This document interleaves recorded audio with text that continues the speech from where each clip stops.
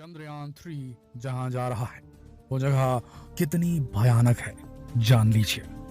14 जुलाई 2023, समय 2:35। यह समय भारत के इतिहास का वो स्वर्णिम पल बनने जा रहा है जब भारत का चंद्रयान 3 चांद की सतह को छूने के लिए अपने मिशन को पूरा करने के लिए उड़ान भरेगा। लेकिन अभी भी लोगों के दिमाग में चंद्रयान 2 के लैंडर के चांद की सतह से कुछ ही दूरी पर क्रैश करने की तस्वीरें ताजा है उनके दिमाग में। और इस बार फिर चंद्रयान 3 चांद के डार्क साइड पर लैंड करने की कोशिश करेगा जहां चंद्रयान 2 क्रैश हुआ था। आखिर ये जगह इतनी खतरनाक क्यों है और क्यों बार बार भारत इसी जगह पर लैंड करने की कोशिश कर रहा है? आज के वीडियो में हम आपके इसी सवाल का जवाब लेकर आए हैं और साथ ही जानेंगे चांद की पूरी कहानी। तो बस बने रहिए वीडियो के अंत तक। दोस्तों, चांद पृथ्वी का एकमात्र नेचुरल सैटेलाइट है। यह पृथ्वी से 3,84,000 किलोमीटर की दूरी पर है। मनुष्य हमेशा से ही चांद के रहस्य जानने के लिए उत्सुक रहता है और इसीलिए जैसे जैसे टेक्नोलॉजी ने तरक्की की, चांद पर जाने की कोशिशें भी तेज हो गई और आखिरकार 20 जुलाई 1969 को नील आर्मस्ट्रांग ने चांद की सतह पर अपना पहला कदम रखा। उसके बाद से आज तक पूरी दुनिया के वैज्ञानिक चांद के रहस्यों को सुलझाने में लगे हुए हैं। सबसे पहला सवाल तो यही था कि चांद की उत्पत्ति कैसे हुई। चांद की उत्पत्ति आज से 4.5 अरब साल पुरानी मानी जाती है। तब पृथ्वी भी अपने निर्माण की प्रक्रिया से गुजर रही थी। उसी समय थिया नाम का एक विशाल ग्रह पृथ्वी से टकराया। यह मंगल ग्रह जितना विशाल बताया जाता है। यह ग्रह 15 किलोमीटर प्रति सेकंड की रफ्तार से पृथ्वी से टकराया था।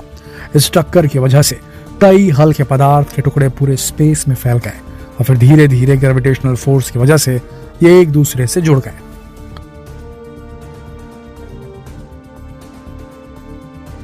आगे चलकर यही पिंड हमारा चांद बन गया। चांद स्पेस का 5वां सबसे विशाल नेचुरल सैटेलाइट है। क्षेत्रफल के मुताबिक चांद का क्षेत्रफल साउथ अफ्रीका के क्षेत्रफल जितना है और इस हिसाब से हमारी पृथ्वी में 9 चांद समा सकते हैं। चांद दिखने में भले ही गोलाकार लगता है लेकिन ये गोल नहीं है बल्कि अंडाकार होता है। चंद्रमा की गुरुत्वाकर्षण शक्ति कम होने के कारण इसका कोई वायुमंडल नहीं है। इस वजह से यहाँ मौसम भी नहीं होते। चांद के दिन का तापमान 180 डिग्री सेल्सियस और रात का तापमान -153 डिग्री सेल्सियस होता है। चांद की अपनी कोई रोशनी भी नहीं होती और चांद की जो चमकीली इमेज हमें दिखती है वो चांद पर पड़ने वाली सूरज की रोशनी का रिफ्लेक्शन होता है। इसके अलावा चांद पर गुरुत्वाकर्षण ना होने के कारण चांद पर जाने के बाद व्यक्ति का वजन जो धरती पर था वो चांद पर जाने के बाद उतना नहीं रहता। चांद पर जाकर वजन कम हो जाता है। जब सूरज और धरती के बीच में चांद आ जाता है उसे चंद्र ग्रहण कहा जाता है और इस समय धरती के कुछ हिस्से में बिल्कुल अंधेरा हो जाता है। दोस्तों, चांद अपने आप में न जाने कितने रहस्य समेटे हुए है और एक और सबसे बड़ा रहस्य जिस पर से अभी तक पर्दा नहीं उठा है वो है चांद का डार्क साइड। ये चांद का वो हिस्सा है जो कि धरती से दिखाई नहीं देता। इसे फार साइड भी कहते हैं। अब आप सोच रहे होंगे कि फार साइड यानी दूर का हिस्सा, तो समझ में आता है, लेकिन ये डार्क साइड क्या है, इसका अर्थ क्या है? जो हमेशा छिपा रहता है, दिखता नहीं है। यहाँ डार्क साइड का अर्थ अंधेरे में रहने वाला हिस्सा नहीं है। हकीकत तो यह है कि इस हिस्से में भी कुछ समय तक सूर्य की रोशनी पहुंचती है और उसी तरह से पहुंचती है जैसे आगे के हिस्से में पहुंचती है। लेकिन ये दिखता क्यों नहीं? चांद के इस हिस्से की पृथ्वी से दिखाई ना देने की वजह चंद्रमा की अपनी धुरी पर घूर्णन और पृथ्वी की परिक्रमा से जुड़ी है।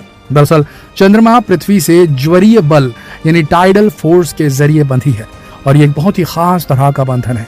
यानी जितना समय चंद्रमा को खुद की धुरी पर घूमने में लगता है उतना ही समय में वो पृथ्वी का चक्कर पूरा कर लेता है। इसका नतीजा होता है कि उसका एक ही हिस्सा हमेशा पृथ्वी के सामने रहता है और एक हिस्सा हमेशा छिपा रहता है। इस जगह पर कई ऐसे क्रेटर भी हैं जहां कभी सूरज की रोशनी पहुंची ही नहीं। यहाँ की जमीन काफी उबड़ खाबड़ बताई जाती है। सन 1959 में सोवियत स्पेसक्राफ्ट लूना 3 ने पहली बार चांद के डार्क साइड की पिक्चर्स ली थी।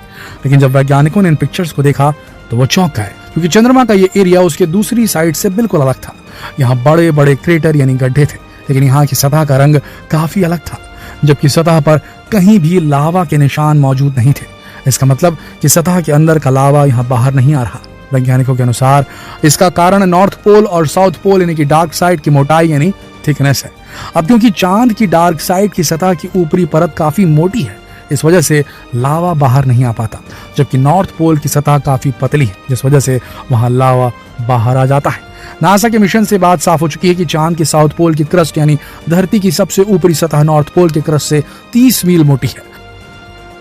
और ये वैज्ञानिकों के लिए एक बहुत बड़ा सवाल था कि आखिर ऐसा क्यों है। तो काफी एडवांस सुपर कंप्यूटर ने एक ऐसे रहस्य को उजागर किया जिसे सुनने के बाद आप भी हैरान रह जाएंगे। इन थ्योरीज में बताया गया कि जब थिया पृथ्वी की सतह से टकराया था तो उसकी टक्कर से एक नहीं बल्कि 2 चांदों का निर्माण हुआ था। यानी कि आज से 4.5 बिलियन साल पहले रात के आसमान में 2 चंद्रमा हुआ करते थे। समय के साथ ये दोनों चांद एक दूसरे के पास आते गए और एक दिन दोनों एक दूसरे में समा गए, और जो छोटा वाला चांद था वो चंद्रमा के फार साइड यानी डार्क साइड से मिल गया, जिस वजह से यहाँ की सतह की चौड़ाई ज्यादा हो गई। चांद के इस हिस्से पर बताया जाता है भयंकर आंधियां चलती हैं। यहाँ बहुत गहरे क्रेटर है और यहाँ की सतह पूरी तरह उबड़ खाबड़ है। तापमान भी काफी कम रहता है। इस वजह से यहाँ किसी भी स्पेसक्राफ्ट की सॉफ्ट लैंडिंग आसान नहीं होती। लेकिन ये वही जगह है जहाँ चंद्रयान 1 मिशन में पानी की खोज की गई थी। असल में यहाँ तापमान काफी कम होता है, इसलिए यहाँ बर्फ मिलने की संभावना भी ज्यादा है। वहीं यहाँ तक सूर्य से आने वाला रेडिएशन भी नहीं है, इसीलिए यहाँ जीवन के निशान मिलने की भी उम्मीद है।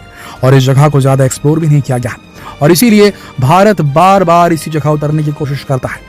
चंद्रयान 2 में इसी जगह उतरते समय किसी सॉफ्टवेयर ग्लिच की वजह से लैंडर ने चांद की सतह पर क्रैश लैंडिंग की थी, और अब भारत एक बार फिर चंद्रमा के डार्क साइड पर लैंड करने के लिए तैयार है। भारत ने इस बार अपनी पुरानी गलतियों से भी सबक लिया है, और इस बार पूरी तैयारी के साथ भारत चंद्रयान 3 को चांद की सतह पर भेजने के लिए पूरी तरह तैयार है। इस बार चंद्रयान 3 में एडवांस लेजर और कैमरास का इस्तेमाल किया गया ताकि ये चांद की उबड़ खाबड़ सतह में समतल जगह ढूंढकर सॉफ्ट लैंडिंग कर सकेगा। चंद्रयान 2 में लैंडर, रोवर और ऑर्बिटर था, जबकि चंद्रयान 3 में ऑर्बिटर के बजाय स्वदेशी प्रोपल्शन मॉड्यूल लगाया गया। जरूरत पड़ने पर चंद्रयान 2 के ऑर्बिटर की मदद ली जाएगी। प्रोपल्शन मॉड्यूल चंद्रयान 3 के लैंडर रोवर को चंद्रमा की सतह पर छोड़कर चांद की कक्षा में 100 किलोमीटर ऊपर चक्कर लगाता रहेगा। ये कम्युनिकेशन का काम करेगा, जो कि चांद के रोवर से डेटा कलेक्ट करके इसरो तक धरती पर पहुंचाएगा। इसरो ने चंद्रयान 3 मिशन की लॉन्चिंग के लिए पूरी तैयारी कर ली है। इसका 24 घंटे का लॉन्च रिहर्सल पूरा कर लिया गया है। 13 जुलाई से इस मिशन का काउंटडाउन शुरू हो चुका है। मिशन को आंध्र प्रदेश के श्रीहरिकोटा से शुक्रवार 14 जुलाई को प्रक्षेपण यान मार्क 3 LVM-3 से दोपहर 2:35 पर लॉन्च करने की योजना है। दोस्तों, हमें पूरी उम्मीद है कि इस बार हम चांद पर सफलतापूर्वक पहुंचकर पूरी दुनिया को साबित कर देंगे कि हम किसी से कम नहीं हैं। ये जानकारी आपको कैसी लगी कमेंट सेक्शन में जरूर बताएं, और जितना हो सके इस वीडियो को शेयर करें फेसबुक पर, व्हाट्सएप पर, यूट्यूब पर। जल्द मिलते हैं आपसे अगली वीडियो में। तब तक के लिए आप सबका इस वीडियो के अंत तक बने रहने के लिए दिल से धन्यवाद।